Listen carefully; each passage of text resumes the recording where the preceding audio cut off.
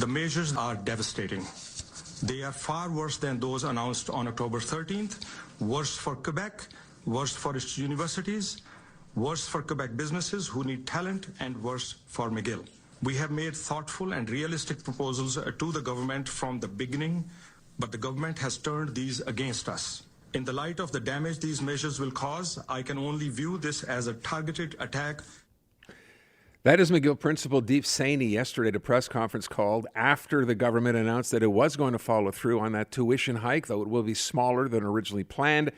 But then they're going to institute something that was far more than originally asked for. So 40% French language, call it whatever you will, proficiency, if you will. The government now says, no, that's going to have to be 80%, to which both McGill and Concordia have said that is simply not reasonable, not doable. It can't happen. We wanted to get reaction. Look, Natasha, when we talked about this yesterday, people asked the question, where are the feds on this? How come no one is saying anything? Yeah, it's been eerily quiet, well, except for one person. And he's on the line right now. Anthony Housefather, Liberal MP for Mount Royal, is there. Anthony, first of all, thank you for being here. A pleasure. When I tweeted at you, if we can still call it that, yesterday, and made you aware of the story, your reaction was, oh my God, it was OMG. So it's a day later. Where are we on this, and why have we not heard anything from the Liberal government? Well, I mean, I think this just got announced yesterday. I think that it's going to take time for, the Liberals to caucus and see what it is that the federal government can do within a matter of provincial jurisdiction to support our universities. But clearly, our universities need support, and this proposal made by the Quebec government, or this response made by the Quebec government to the university's reasonable proposal, will simply mean that very few people from outside of Quebec are going to come here to study. Why would somebody come and pay $5,000 more than they would to go to school in Toronto and have the added obligation of having to learn French up to a standard that might mean that they need to be here an extra semester?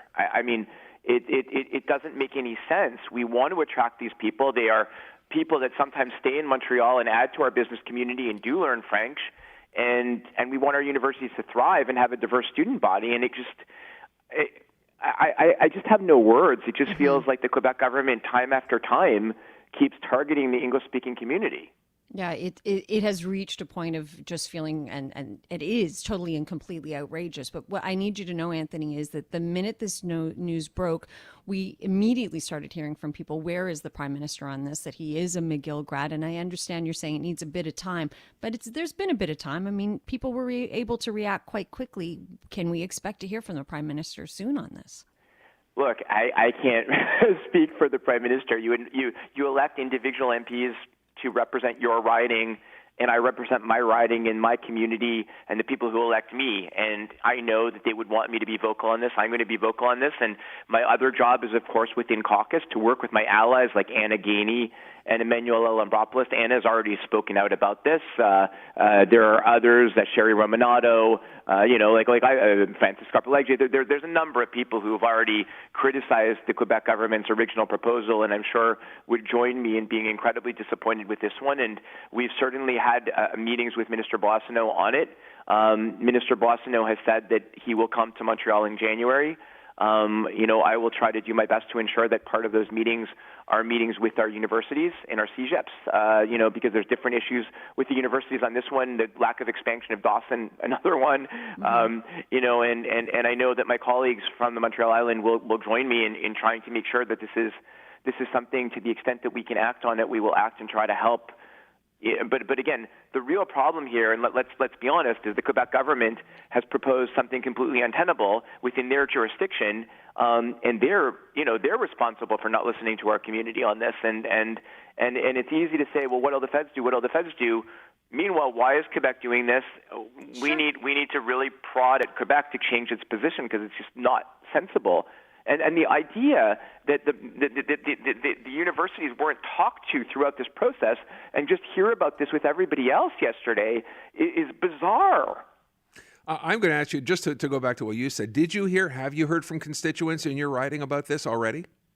To be honest, the constituents in my riding will, I am sure, react to it, and I will be hearing from them. So far, it's been minimal. So far, I've gotten a few emails. But, previously, right, when the original story came out. When the original proposal came out of the tuition hike, then I got a lot. Since yesterday, again, people don't react as quickly as you do, Erin and Natasha. You guys are on the air all the time. You're hearing from people. You're news 24/7. Most people aren't that way. There's a lag time between when things break and people hear about them. Like normally, like we're in Ottawa during the week. I'm the last person to hear this news. I needed you to text me to tell me that the news happened.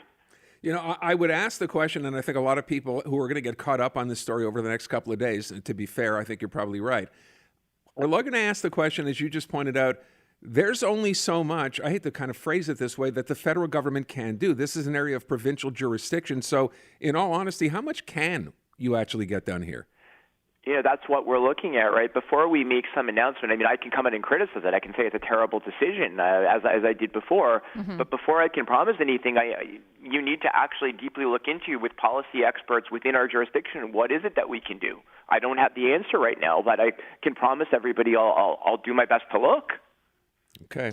I'm encouraged. I mean, thank goodness you're speaking up as quickly and as passionately as you are about it, because I will say, and I think it was good for you to give us a bit of perspective. You're right. Our texters are on it right away. Where is the government? Where is my MP on this? Let's hope in the coming days that more and more will speak up and speak out. I think you can be confident that will happen. Again, we're in Ottawa in committee meetings like yesterday. So when I got the text, then of course I reacted but I wouldn't have seen that until probably late last night had nobody told me.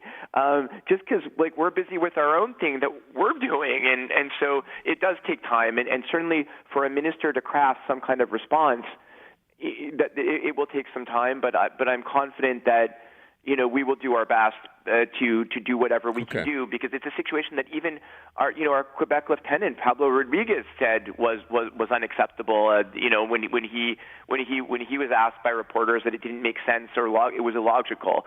So I think that there, even amongst our francophone MPs from Quebec, there'll be a genuine sensitivity to the concerns that our English language institutions that our community built are now experiencing because of this proposal. Okay. I want to move on to the one other thing I know you're involved in. You're one of 3 Montreal MPs, 5 Liberal MPs in total, who want Jewish students to be better protected. So you've sent a letter to 25 Canadian universities. This is in the wake of what we saw in the U.S. last week, right?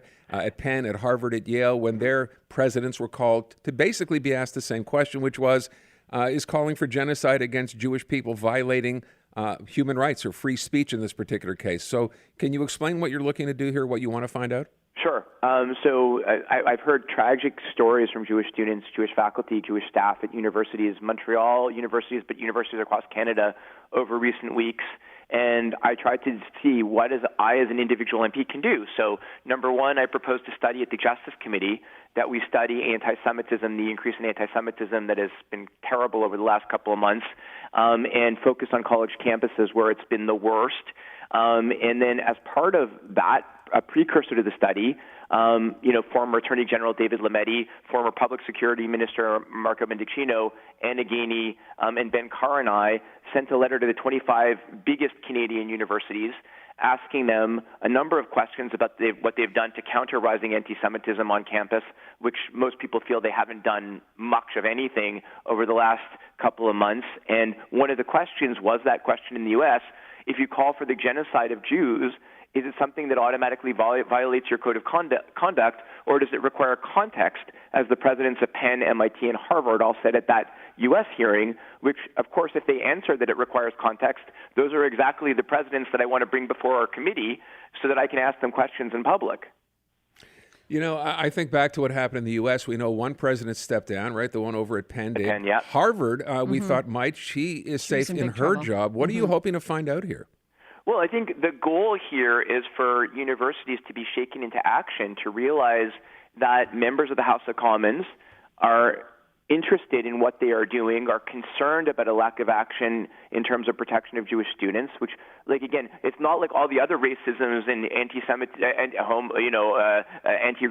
racism, Islamophobia, anti-gay, all these things are horrible, but right now the one that's flaring up the most is anti-Semitism, which is why we focused on that one.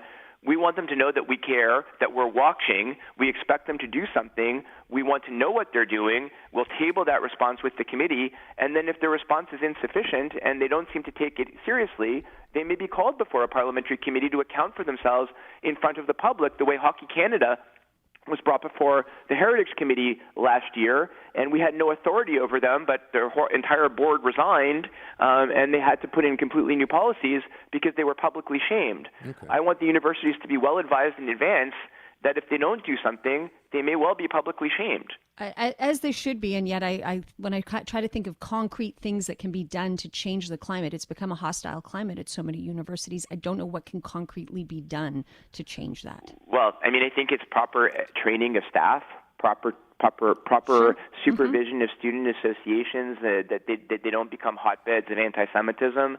You know, it's not fair when Jewish students are called Zionist pigs simply because they advocate for Israel.